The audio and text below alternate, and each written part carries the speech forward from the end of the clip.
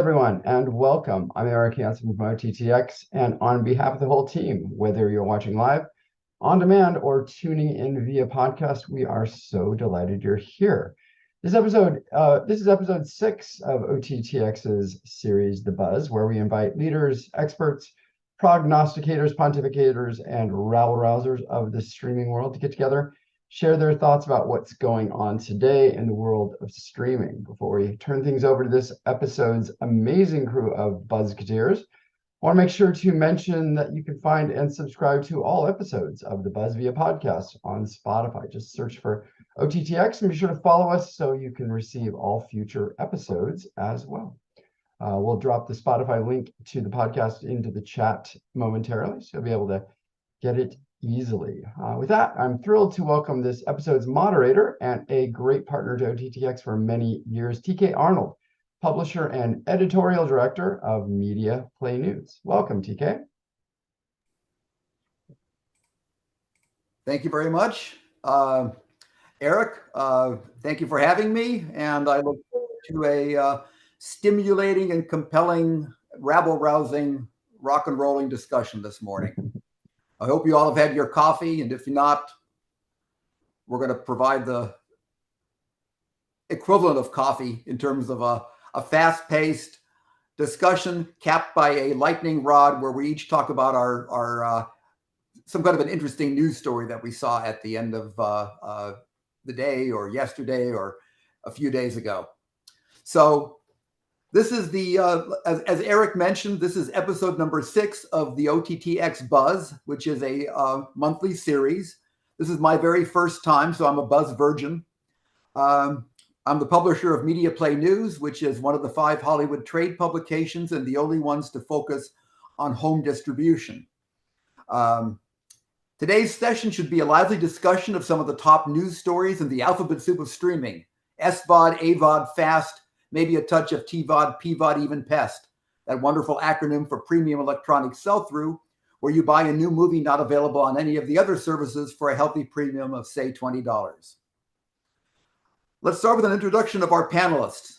We have Jesse Baritz, VP of Content Acquisition and Development at Multicom Entertainment Group, which is an independent distribution company focusing on the global television market, home video, and all digital media platforms, including OTT, mobile, and pay-per-view. Next, we have Bill Condon of Xumo, a joint venture of Charter Communications and Comcast that operates a free ad-supported streaming television, FAST, and advertising video on demand, AVOD, service, and distributes Xumo-branded digital media players and smart TVs, which are based on Comcast's X1 software platform.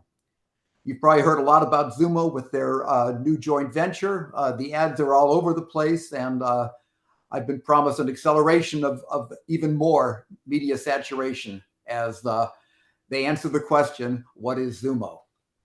Also joining us are Ed Laczynski, the co-founder of Backlight Streaming, Michael Vorhaus, CEO of Vorhaus Advisors, and I'm not sure if Vikrant Mathur, the co-founder of Future Today, is here yet.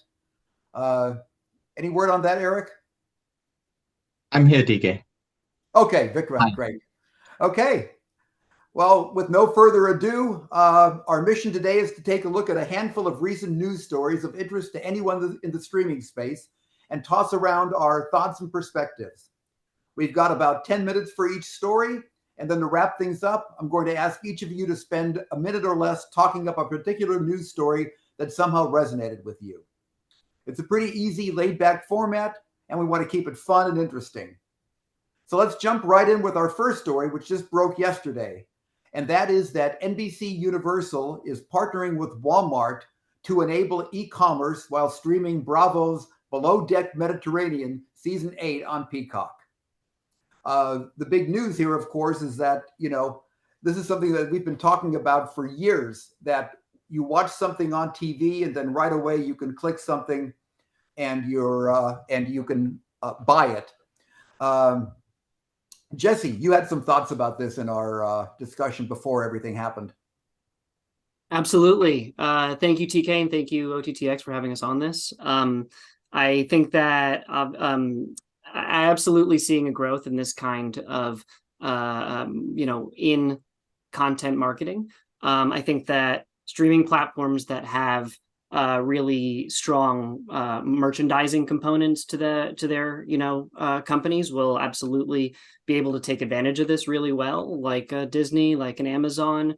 I think that obviously the kinks need to be worked out. I don't think that it's necessarily in its final form right now. I happened to try watching that Below Deck Mediterranean last night on Peacock and experiencing the ad, and it doesn't seem to be necessarily how it's intended to be just yet. So I'm hoping to see some improvement in that tech, but I think it's really exciting. Okay. Any other thoughts? Yeah, TK, I mean, this has been on the hype cycle for like a decade or more, right? It's always the next big thing, shoppable commerce, shoppable TV. I'm not super bullish on it. I think it is interesting the way Walmart is, finding the ways to smooth out some customer friction using QR codes and how they're integrating it. But we've seen this before, and I think the actual e-commerce platforms might be better positioned. Like I might be on Amazon and say, oh, you were watching this, like here's the thing that you might have seen. But from the viewer perspective, going in and buying, I'm not bullish on this. It's been around for a long time as an idea, and no one's been able to execute yet. Well, let me take that a step further, Ed. I'm very negative on this, and you're showing your youth by saying a decade. I remember 30 years ago being in Seattle, and Microsoft was demonstrating this, and they put up a big bunch of text right across Pamela Anderson's, let's just say, body. Interrupted the TV show. Much more interesting is social shopping, influencers shopping at the same time with them. I'm more than willing to put my 30-year reputation on the line. This will go nowhere, but I'm willing to be wrong. Yeah, Mike. I think it's got. Sorry, TK. I was just going to say, I think the classic problem here is the last mile problem, right? Where how do you? I think two things. One is the context of the user's experience is more around content. So how do you get them to switch from that mindset into the sort of purchase mode and mentality? And then how do you make that experience really, really seamless, right? So in this particular example, if I don't have a Walmart account, you're probably taking me through a QR code to their website, but then there's a lot of steps that I have to really, get into as a buyer to go through that workflow, right? And is that something that I want to do while I'm watching a piece of content? Maybe, but to Mike and Ed's point, most likely not. So I think the biggest challenge, and this is where I think Amazon has a leg above everybody else, is pretty much everybody has an Amazon account. So it's easier to add products to a wish list, especially if you're watching it on a Fire TV device where you're logged in using your Amazon credentials, as opposed to a Roku or a Samsung TV where there's no backend support for these types of features. Right. Wouldn't you maybe think that it can be used selectively? Like, for example, I wouldn't want to have this function on every program. I can't imagine watching Scream 6 and then I see the knife being plunged into one of the victims and saying, oh, I'd like to buy that knife. But a home improvement show, where they're showing some interesting kitchen gadgets, I can see it being used for something like that. Yeah. And as a matter of fact, actually, so, when we started the company, the first product that we had launched was essentially a video platform for food and cooking enthusiasts. And I remember having this conversation with Amazon, just when Fire TV had launched, where if I, as a consumer, am watching Rachel Ray preparing a recipe and I want to go out and make the chocolate cake, there's 10 ingredients that are being used. Can I, with the click of a button, add all the ingredients to my shopping cart and then have them shipped over, right? And so I think to your point, yes, there are certain content categories that lend themselves better to that experience. But again, I think, I go back to that last mile problem. Yeah. Yeah. And TK, just to add to what my esteemed panelists have said, I think there's some healthy skepticism to this, but I agree with Vikrant in regards to sort of that last mile. maybe going from start to finish from a commerce perspective is a bit arduous, but how do you get folks, if you're Peacock or you're Paramount and you have folks, or Roku, they're already logged in to a certain degree. Maybe it's not that start to finish, I'm adding my shopping cart and I'm buying it right there. It's more lead generation. And that idea, that last mile, is how do you get folks to do it where, search functionality, things that already exist right now from a voice perspective, if you're using that to then follow up later, I think we're kind of getting lost in the details of someone, like watching a show and wanting to say, I need that knife right now, which is a horrible example. I agree there. or those shoes. I think that lead generation and where it goes. And yes, I think the shoppable commerce, I remember pitching this years ago with a company called Point Roll in that video way back when, and it didn't go anywhere, but the technology is getting there. And I think it's just establishing that relationship with the consumer and lead generation, which maybe will lead into direct commerce and transaction, but anything to sort of add additional monetization opportunities on this content is definitely welcome. And I think folks are going to continue to test and learn, which is important. Yeah. Yeah, very interesting concept, because when I first heard it, I was pretty excited about it, but then I thought about it more. I mean, if I want to buy something, how do I go back to the program? I want to watch a show, even a home improvement show. I want to watch the content. I don't want to interrupt myself.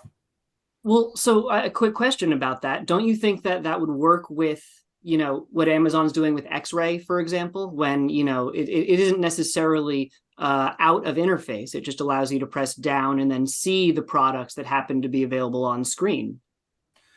That's a much better, from my perspective, that's a much better option.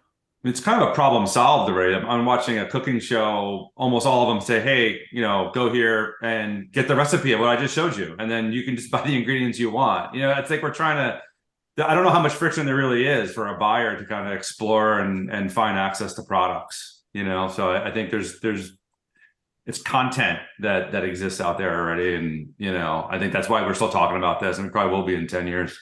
Yeah, I think what we're trying to solve for, Ed, is the attribution and the efficacy of that specific media, being able to kind of tie that in.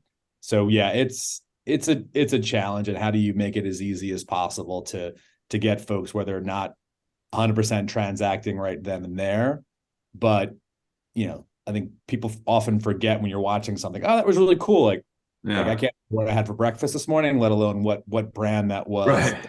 One specific show. It's like, tell me more later kind of function is what I think it'll evolve to. Yep. All right. Well, let's move on to our next topic, which is, again, a very recent development. Disney acquires Comcast stake in Hulu for $8.6 billion. It's been in the works for more than a year, but now it's finally a reality. Disney is the sole owner of Hulu. What changes can we expect to see? What does it mean for Disney? And what does it mean for everybody else? Can I clarify one thing? The price has not been finalized yet. That's the minimum price. So being a Comcast stockholder, I definitely am curious to see where that price is going to end up eventually. But the agreement to purchase the remaining piece has happened. The price decision has not been finalized yet. Right. Bill, I read that not just a few days ago, but maybe even like 2 weeks ago. Why is that? It's a put option. I would have assumed there was a price tied to the put option. Without getting too much into it, and I'm just reading it as a consumer, there was an agreement when that transaction, there was an agreed upon minimum purchase price when the Fox acquisition for Disney happened, and then they would review it. So I think that's where, when that option started, it's a minimum X, and then they have to go through and submit their bids and maybe pull in some third parties to figure that out, to see if the value, which I think if you look at the growth of Hulu and what's happened, has significantly increased. So what is that final cost going to eventually be? I think as the value of ABC plummets. And when I was at Magid, Brent Magid and I went in and met with my client of 14 years, Kevin Mayer. And we said, Kevin, sell at least the station, sell the sticks. as they were called in the old days. The enterprise value is going to zero eventually. So this is just another indication that these guys, you got the parks, which are killing it with the cruise ships and whatnot, and you got all this content, and they need to replace ABC's value. So this is a belief on their part that they have a reasonable effort to do so. It also reduces the inability to kind of control how they're presenting their content, how they're pricing it, how they're trying different pricing models. Is it a big price? It may well be, but Kevin and Tom paid some big prices for some of the assets they own at Candle Media too. By the way, as long as we're talking about Disney, I'll say an obvious thing. I anticipate that Iger will invite Kevin and Tom to come back as co-CEOs. And in order to do that and satisfy the obligations to, is it BlackRock or Blackstone, Disney will also buy Candle Media at that time. That's an interesting perspective. Bold predictions. I like it.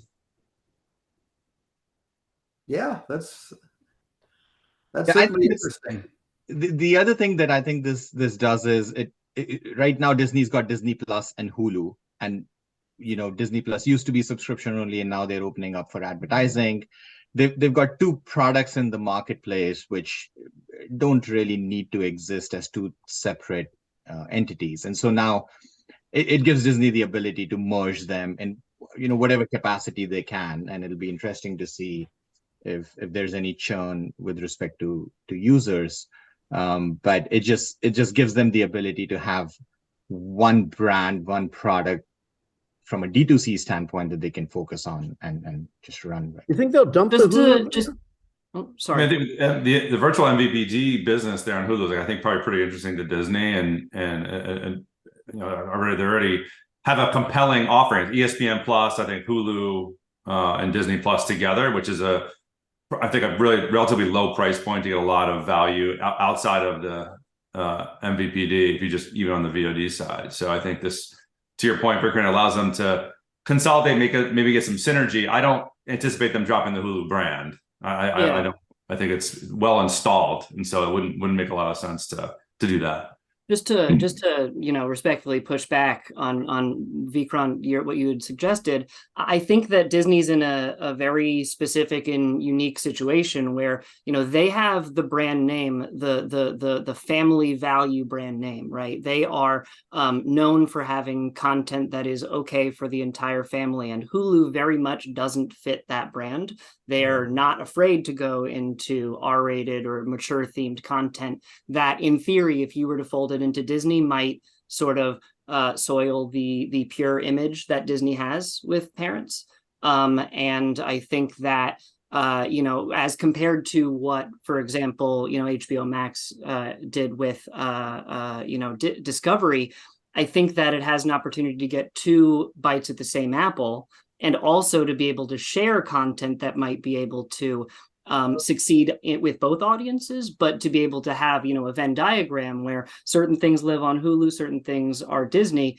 It also gives Disney an opportunity to test products that may work better on another platform that didn't launch as well on the first. It gives them, I think, more of an advantage than if they were to have one hub. Yeah, it's kind of interesting because Disney's been down. This isn't Disney's first rodeo with this. Back in the heyday of home video, they had Buena Vista Home Entertainment and Walt Disney Home Entertainment that distributed their family-friendly product. And then they created Touchstone and Dimension and Hollywood Pictures for the more racier stuff, so that they could really differentiate it. One other thing I want to mention just on this subject, what does it mean for the rest of the streamers? I think for Peacock, it means really important things, because I think that it gives NBC Universal a really strong opportunity to put all their eggs in one basket and see how Peacock can really shake out with the best of their best content.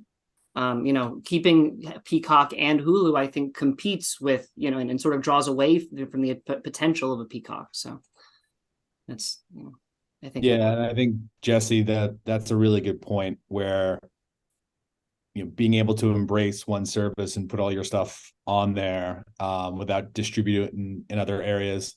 I'm really curious to see what this does, and I don't think it's going to change much, but with how, Fox is putting a lot of content on their own services, but also still distributing it over to Hulu.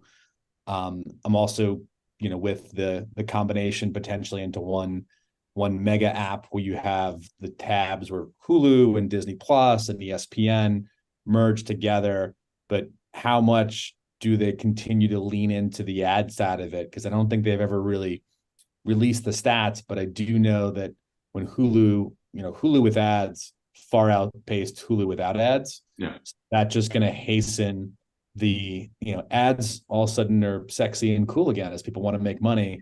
Is that just going to really, Disney, I think, launched the other day the biddable programmatic into into Disney Plus for the first time. So the ad side of things seem to really be in focus. And I think that remains to be seen, but I do feel it's going to be a big push where all these services are raising prices.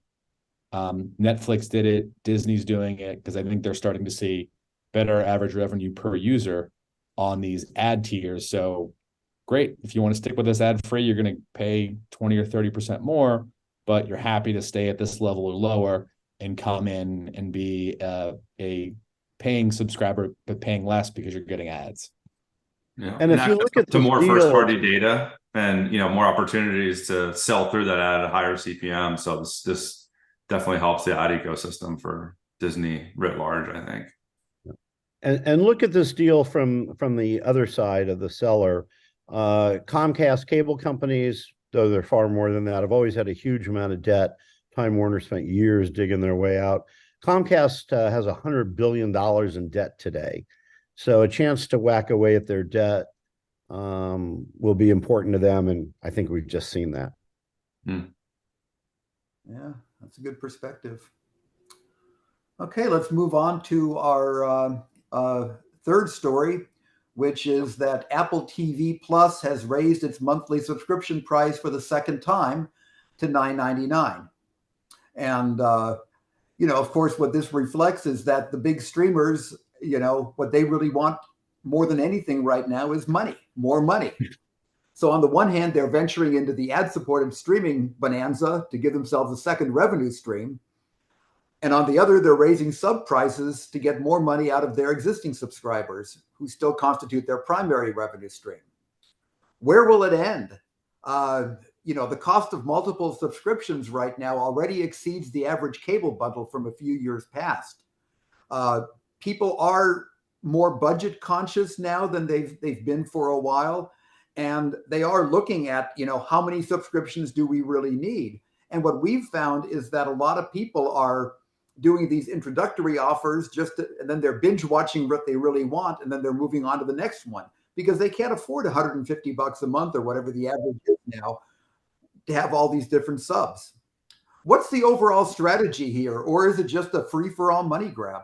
I mean, we're all frogs in a pot that's boiling slowly on this as consumers, right? Like small incremental increases in pricing. There's models and, I think it's a $21 billion business, raising prices, even net of churn and getting 10% incremental is like a huge number. So I think this talks to the consolidation as well as you could do bundles, or Disney could do a bundle with Hulu and ESPN, and Apple might do other things as like they're bundling their music service and their storage, their backup service, their consumer backup service. They're gonna have to add more value, but I think we'll still see those prices increase as long as consumers will tolerate it and forget to cancel their subscriptions, which most of them do. Yeah, by the way, I conducted a national study for many years now where I actually first kind of broke the whole concept of cord cutting about 6 months before Iger and Kevin rallied around that based on research I did for them. And part of that's been tracking all of these services. Apple TV does very poorly on intent to buy. They're in the middle group. They're not in the top chunk. I don't think it really matters to them how well it does. Quite frankly, they should have gotten into all this business a long time ago when they were still selling videos. So it's just a grab of money for that division, and I doubt Cook even gives a damn. And they're raising the prices for everything too, not just the Apple TV. Right. Sorry. And everybody else I think raises that's important, Ed, especially, mentioned to view this in the scope of the bundle, what Apple is trying to do, in addition to, their arcade, their news, their, like you said, their storage, and there's other elements to this subscription.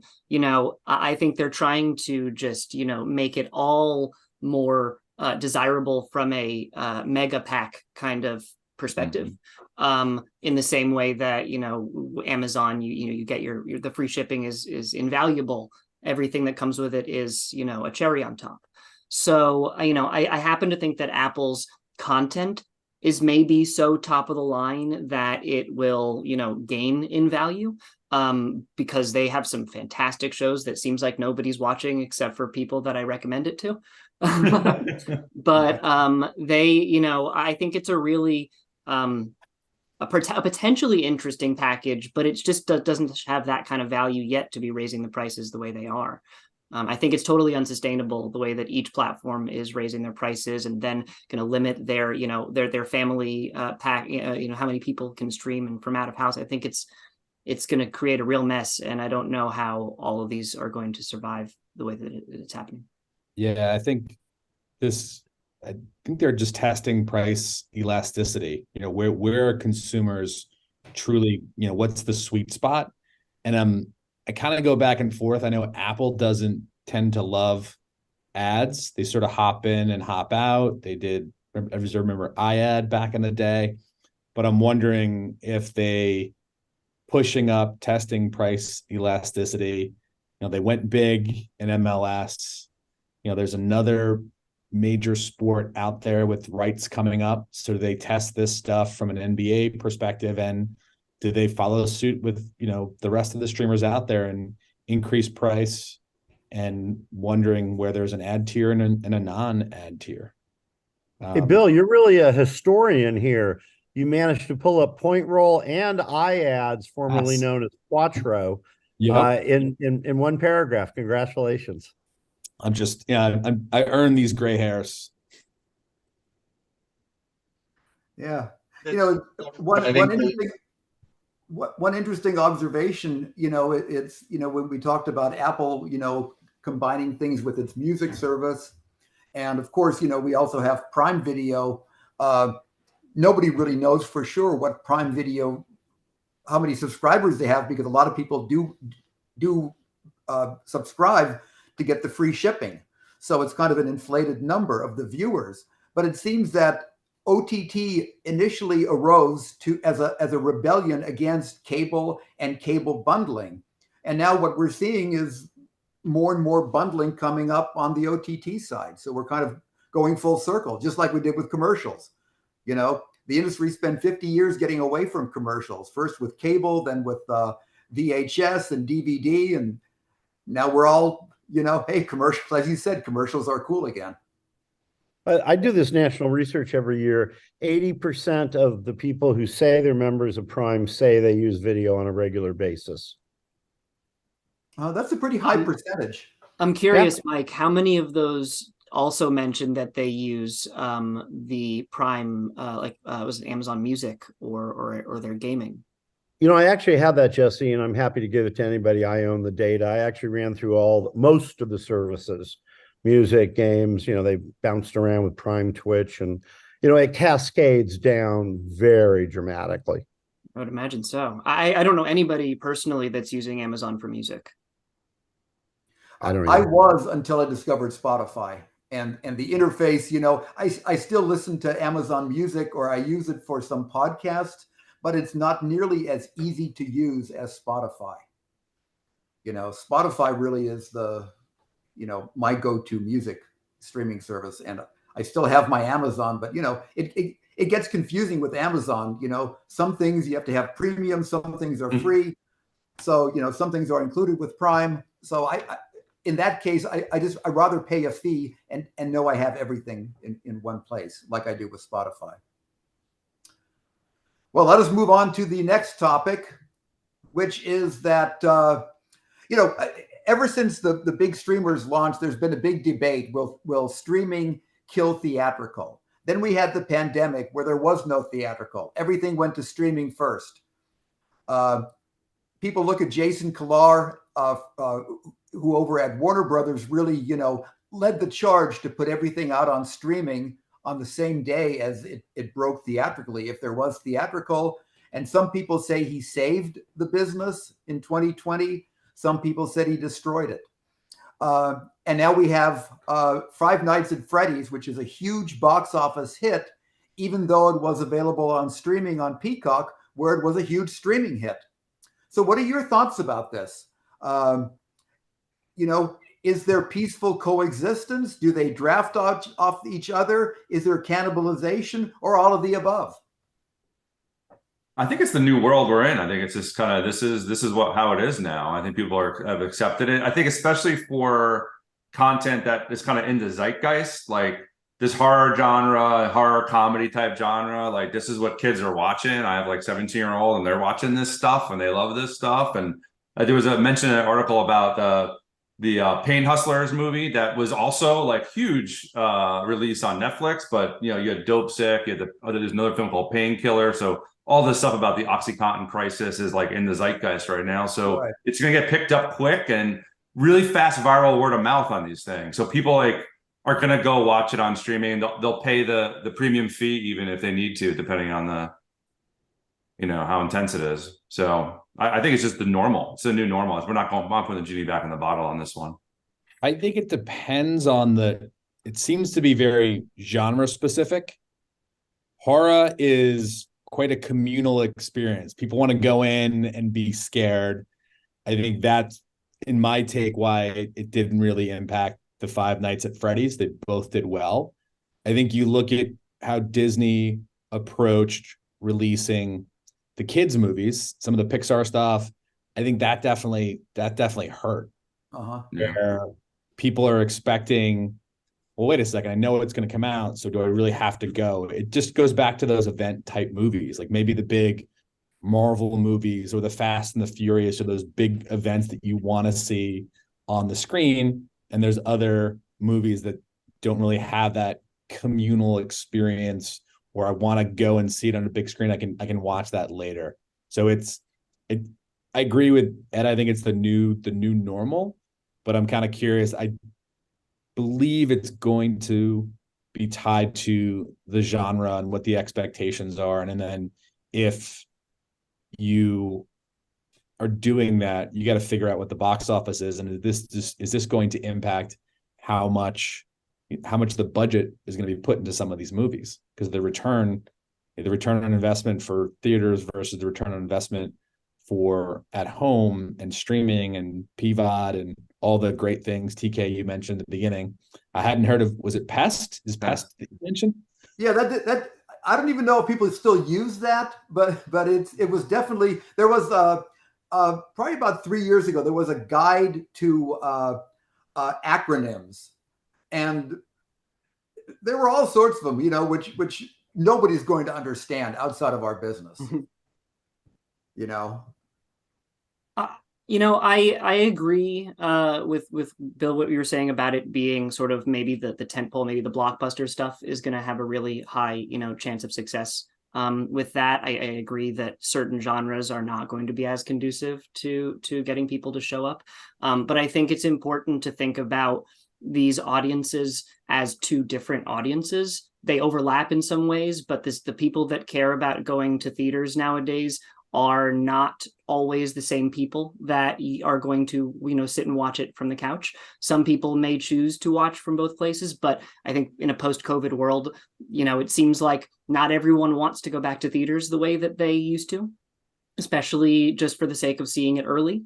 There's one sort of idea that I've been, campaigning for years that I think Fandango or similar companies should be taking advantage of, which is maybe offering an additive, maybe $15 to a theatrical ticket to be able to go home and screen it again as many times as you want. Now that you got the theatrical ticket, you paid them once, maybe you're paying them twice for something that odds are, most people aren't going and doing transactional purchases of even big box office movies. They're waiting for it to stream. So you're getting, an extra $15 out of a user that you may have only gotten, the ad revenue off of whatever they would watch for. think it's a really, an opportunity on the table to make a lot more money out of users who are really interested in watching from both theaters and from home. Well, let me ask you a question along those lines in terms of, charging a premium. The other day, before Halloween, I got into watching the Scream movies. And first of all, when I watch movies digitally on demand, in other words, fresh movies that aren't available on the all-you-can-watch streamers, I go to Vudu. I was on Amazon watching some Scream movies for free. Then I wanted to watch the next one, and it cost $3.99 to rent it. I didn't go to Vudu. I stayed with Amazon because Amazon offers both options. Are streamers leaving money on the table by not offering transactional TVOD in addition to the other VODs? Amazon does a great job of this. This is like, and Jesse, like in my household, I'm getting emails every Friday night. Some of my kids are buying something on TVOD, honestly, all the time, including like Guardians of the Galaxy 3 was like $20, right? But if you think about that versus taking 5 kids to the theater, it's kind of a bargain too. So I think Amazon does the best job of this. They have not only the TVOD, they have the Pest, and they have the Prime channels, which I can add Showtime to watch Homeland, and then I can unsubscribe to it when I'm done binging it too, which is kind of cool. So I think Amazon's got this right from a consumer perspective, and I just don't know what the numbers are. I know that I think the Amazon recurring subscription business itself is like a $25 billion a year business. So Prime. So I don't know how much of that's broken out. So quick question on that, Ed. You're buying Guardians of the Galaxy for $20. Are you also subscribing to Disney Plus? Oh yeah. So you were buying it in order to watch it a few months early? Yep. Okay. Good to know.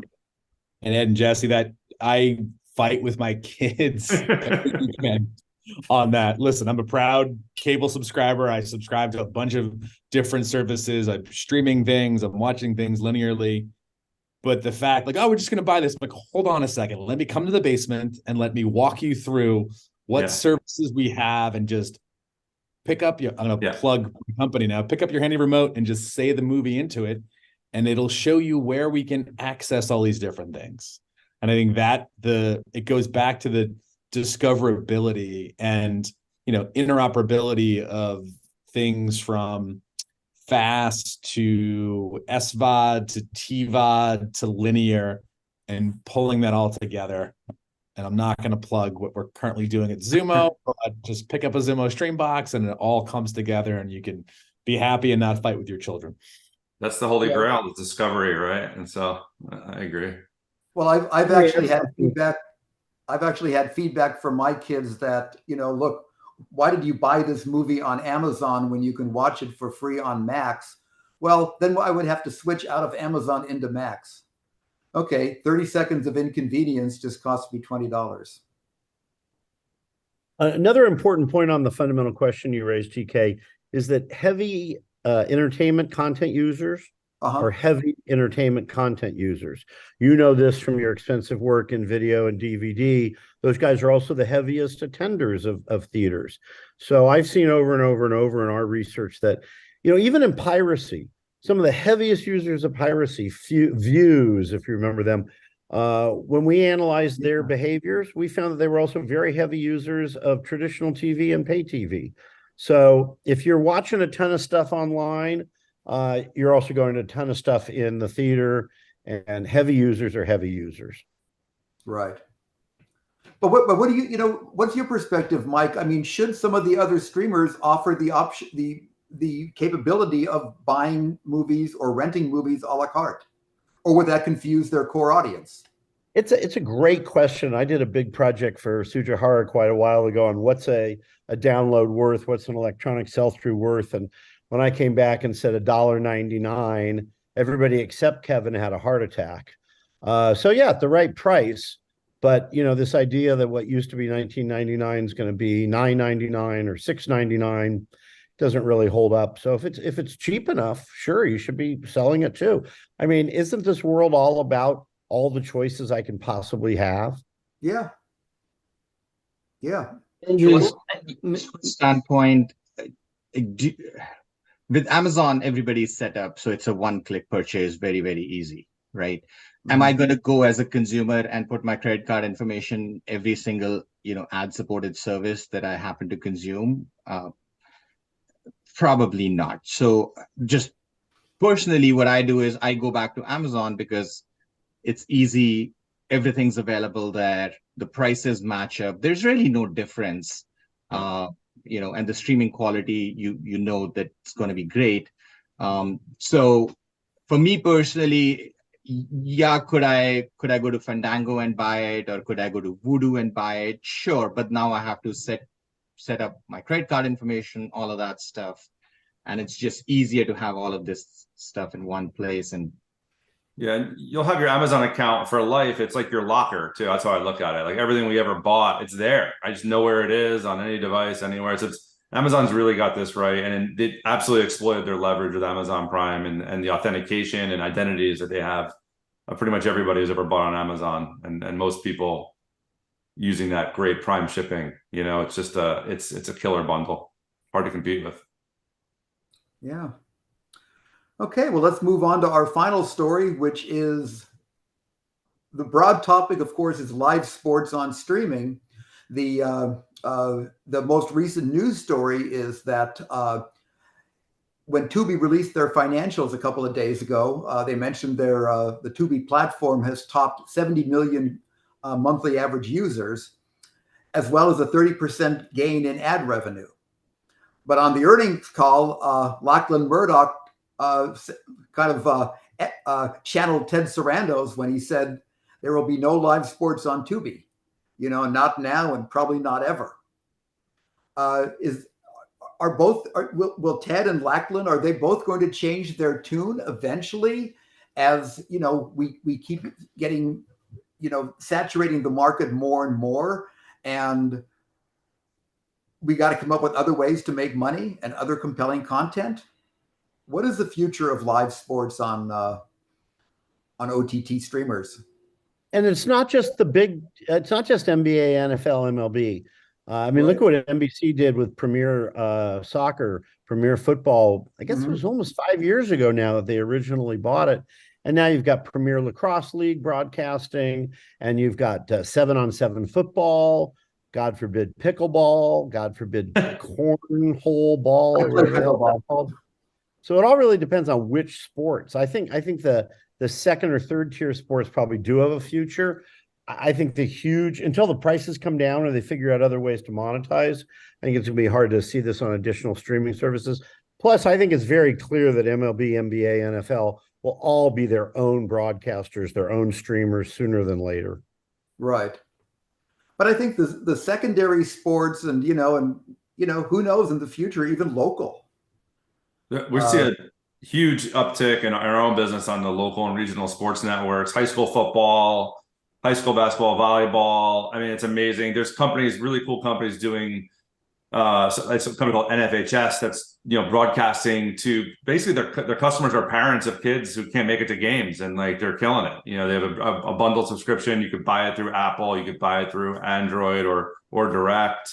And so we'll expect those kind of companies to be doing deals with these platforms because this content is really relevant, particularly in like local large markets, right? New York market, Miami market, Southern California, where you have sports running all year round. So for Tubi, like 70 million MAUs, may not be enough to cover definitely not one of the big fours, right? So I think it's a budget thing, right? Can they pay for that?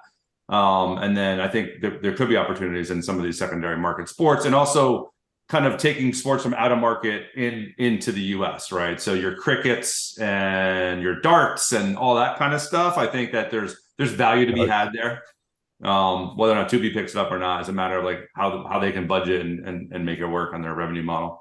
Yeah, TK, one thing about different companies going back on their word and will never do things. Didn't Netflix say they'll never put ads in the service? Yes. So I would say never say never. Right. I think the interesting piece, Mike mentioned this, but Paramount Plus is doing this, Peacock is doing this, where they're running NFL Sunday Night Football. They're running, the games. They're just pushing people there to authenticate. So I think Tubi potentially has that capability. I'm assuming their rights deals have similar, as long as you can sort of authenticate in that specific market.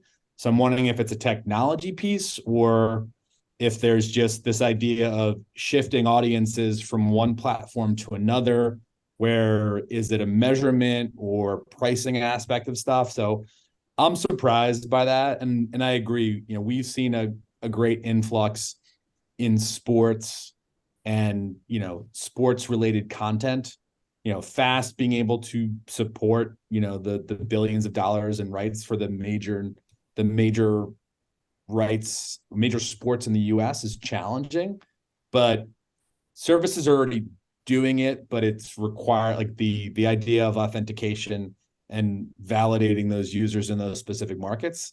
So I'm kind of curious. And I think, granted it wasn't live, but my friends over at Tubi, and I've talked to folks and seen numbers, what they did with the World Cup was really successful. And granted, that was very time shifted. They took these games and right when they were done, they put it on there. So clearly there's an appetite. So I am very surprised at the stance of this is not happening. And it wasn't like down the line. So I don't know if it's a technology or a rights thing, but I'm surprised that that's going to continue and that doesn't change for Tubi and Fox. As a diehard sports fan that has all of the subscriptions that you could need to be able to watch as much of this as possible, I happen to think that that sports behind a paywall like that is bad for the sport.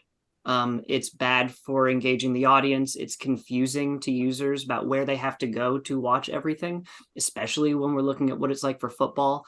Having to go on a Thursday night to Prime, but on a Monday night to Peacock, or on a ESPN or whatever. It's every game you have to look at the schedule to see which app subscription you have to have. It's confusing and it's frustrating, and I think it's bad for the sport. At what MLB is doing, I think is awesome in terms of, if you're a fan of that league, being able to watch, everything that's out of market. The in-market element is not so awesome, but that can't really deal with that right now.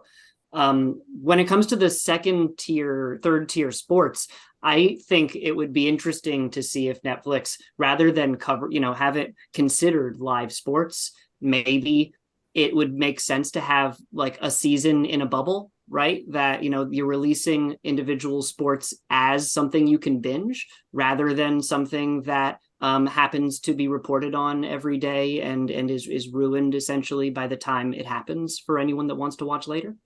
That way, maybe one way for Netflix to get involved. I happen to think that Tubi is really an ideal destination for live sports because you don't have doesn't have the kind of hurdle for users that anything else at this point tends to deal with.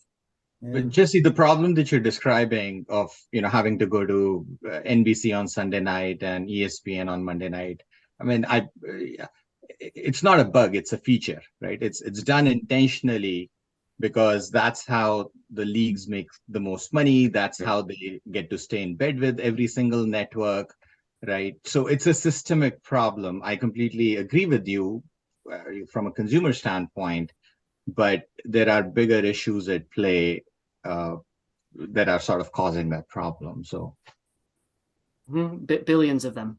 Yeah. That's the best quote of this whole session. It's not a bug, it's a feature. I love that, Vikrant. I'm going to steal it. Sure. Right. All right. Well, we're running out of time, so let's do our. I promised Mark Fisher that I would definitely do the lightning round at the end, where we each talk about a certain news story that caught their eye and spend about 45 seconds to a minute telling us why it's important and what you think about it. So, Jesse, let's start with you. It's interesting that you start with me. I hope I'm not about to scoop Bill on this, but I found this interesting. There was a new report about Xumo and Comcast advertising that 84% of advertisers are going to increase their FAST investments, and I think that is really good for the whole industry. I think that we as what I've been doing as a company when it comes to the platform that we run, the archive, is trying to get as great as ad fill as possible, so that when the tides rise, we have we're ready to engage with as many advertisers as possible. So if the spends are increasing, if the the inventory quantity is increasing, I think that's great for everyone. Okay, Bill, you're next. Just what Jesse said, copy and copy paste. But no, I agree. I think the fact that Fast is starting to see its moment in the sun, and it's being involved in the upfront. There's greater content, the distribution is everywhere, and it's being looked at as holistic video, and people are realizing that yes, you're starting to see a shift in viewership, but they're shifting from TV to TV. So Fast is TV on a television for free with ads, something totally new and exciting, but it's TV on a television. So I think that's going to continue, and it's just a different distribution access, and consumers are going to continue to adopt it, and advertisers will follow with their money. Okay, Ed? Yeah, recent news came up around the FCC being prodded by senators to take a look at how virtual MVPDs are regulated. As we know, like pay TV and cable is regulated, but vMVPDs are not. And this is impacting like local affiliates and stations. There was a dispute with Fubo TV and 200 CBS affiliates, which impacts your access to like football games, for example, and things like that. And FCC hasn't touched this since 2014, but they're being asked to, and NAB is supporting this, kind of opening the box. So it takes government moves slowly, but I think we should really pay attention to this, because if regulation comes in this market, it could really shake things up. Okay, and Vikrant. Yeah, I go back to, I think, some of the discussion that we were having earlier. The news story that sort of piqued my mind was the ABC news with respect to Disney being open to divesting or selling off ABC. And I feel like, we all talk about how linear is decreasing in viewership and how cord cutting is happening. But for, arguably the biggest company in the media space, Disney, to be thinking about, selling off ABC, which is arguably, a top 3 network in the space, I think that speaks volumes about where we've come in this journey. And when we started the company, 15 years ago, this was the dream, which is all content's going to be streamed, and it's going to be bigger than what, linear cable television was. And I think, this story and this idea sort of speaks volume about where we are as an industry and what the future is going to be. Okay. When I told Kevin Mayer to sell ABC, it was worth $85 billion. We'll see what they get for it when they sell it. Yeah, he should have done it. I think Kevin got it totally, but can you imagine what Ann Sweeney thought? Yeah. No, and that's why I feel even now for them to, it makes all the financial sense, right? It makes all the financial sense to focus on theme parks, focus on content, focus on distribution, sell off anything else that's not core and endemic to the business. But just in terms of optics and what it signifies, I think it's a major deal. Okay, and Mike wanted to pass. Mike is vacationing in an exotic locale. Mike, do you want to give us a quick vacation report to close things out? Well, the sad version is I was supposed to be in Israel for 2 weeks of board meetings. And I was in Venice, Italy at a conference called Tectalia that I sponsor. And we pivoted and spent 3 weeks in Greece, and now we're a week in the Maldives. And I apologize for the stubble, but I've signed up for a luxury wet shave tomorrow. So that's about the biggest news from the Indian Ocean. And we trust you'll be sending out photos of the end result, Michael. I don't know if that'll happen or not, but feel free to look at my Facebook page if you want to have some travel porn. I will go there. I will go there right after this session. Well, I want to thank all the panelists. I want to thank OTT.X for sponsoring this session of The Buzz. And I do hope you watch us everywhere where the Buzz is appearing, from Spotify to YouTube. And back to you, Eric. Hey, thanks TK, and thanks to our esteemed insightful panelists. Had a great discussion today. I learned a lot. You covered a lot of ground. I'm mostly I'm interested in the e-commerce aspects, and so decided that OTT.X is spinning up our own commerce platform, and you can start right now by purchasing the Zoom background that I'm sporting right now, inspired by this episode. Had my AI machine make it just a couple of minutes ago. I think it's pretty inspired. So I don't have a QR code either. You can just send me an email or put something in the chat. So thanks very much, everybody. I really enjoyed the discussion. TK, Jesse, Bill, Rick, Vikrant, and Mike, y'all did a fantastic job. Thanks for taking us on that invigorating deep dive into the strange and mysterious world of OTT streaming today.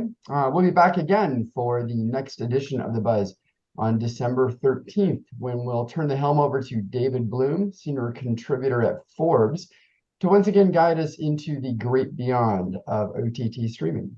You can register to attend this and future episodes from our website at OTTX.org. Find our podcast on Spotify. I hope you'll join us and invite your friends and colleagues as well to get in on the buzz. We're proud at OTT.X to offer these sessions free to the OTT industry on behalf of our membership. If you're not a member yet, I want to invite you to head out to the site, the OTT.X website, and look into becoming one. We have membership tiers for a broad range of organizations and professionals. Link is in the chat now. So head on out there and tell your friends. Thanks, everybody. Until next time, thanks, and stream vigorously. Thank you. Thank you. Thank you. Thank you. All right. Thank you very much.